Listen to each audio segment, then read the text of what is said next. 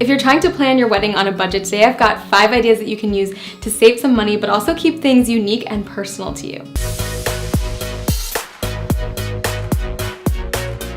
Hey everyone, I'm Katie, and I know that weddings can be stressful and expensive, having already gone through it myself, but I also know that there are some things that you can do yourself to save some money. So today I'm going to be showing you 5 plate settings that you can use. These are things, we're just taking plain plates and fancying them up a bit with things that you can get on the cheap, and there are 5 different styles. You can personalize any of them for your own wedding, so let's just hop right into it. So for every single one of these, I'm just going to be using these same plates, very plain, very neutral, and then adding something onto them. For this first one, you will need a small glass vase or bottle. You can find these at the craft store, thrift store, or the dollar store. We're also going to be making a little name card here, so cut out some squares of thick white paper or watercolor paper, and then do a watercolor design just along the bottom half of it. I'm doing these blue tones because that's my favorite color, but you could customize this for your wedding colors, which is really cool. For this part, you might want to enlist the help of a friend with good handwriting, unlike myself, but I'm doing my best. Sketch out the name with pencil first if you need to, and then go over it with a paint pen. To make the little holder for the name card, take some 12 gauge wire and then something round, and then just leave a few inches at the bottom and then wrap the wire around your circular object 2 times.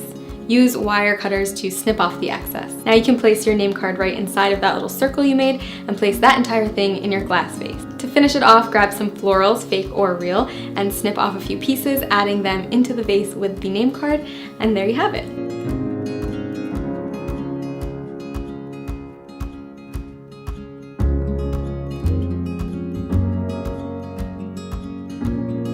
This one is a little bit more boho, a little minimal, so you're going to need a terracotta planter plate. So you can find these in the gardening section or at the craft store, and I'm just taking a white paint pen and writing out the name right onto the plate, and then add 1 small floral just to keep things sweet and simple.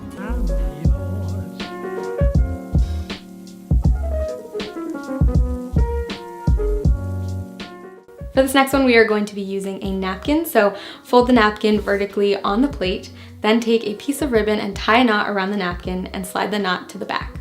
Next, take another longer piece of ribbon and loop it around the first piece of ribbon that you tied and pull the loose ends through, making sure that they're long enough to sort of hang off the edge of the table. Now take a name card, I'm using this watercolor one that we made, and just slide it behind the ribbon and finish it off by putting a little piece of greenery behind the name card.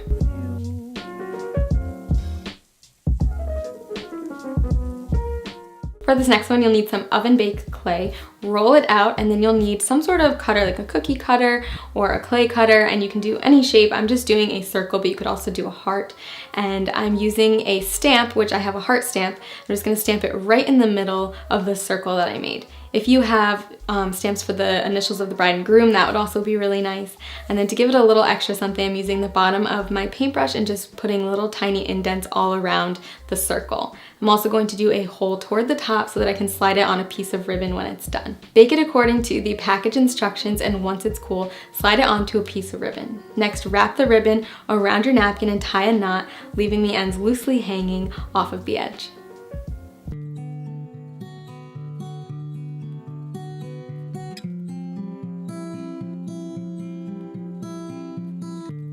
This one is a little bit more rustic, so first I'm taking a piece of greenery. You can leave it green or you can spray paint it like I am. I'm gonna spray paint it a darker copper color, and then while that's drying, I'm taking this wood slice. You can find these in bulk on Amazon or at the craft store, and then I'm going to be stamping on the bride and groom's initials with a little heart in between, but you could also use this as a name card so you could write out each guest's name on the wood slice.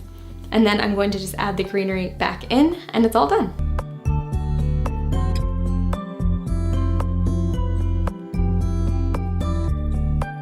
If you guys are interested in more wedding videos, I've done a bunch, so I will link some of them here. I also have a full wedding playlist on my channel, so make sure you check it out. If you guys have any requests, leave them in the comments below. This video is actually a viewer request, so I do look at those and I do make the videos. So if you're planning a wedding, let me know what you need. I'm here for you. So don't forget to hit that subscribe button before you leave, and I'll see you next time with a new video. Bye!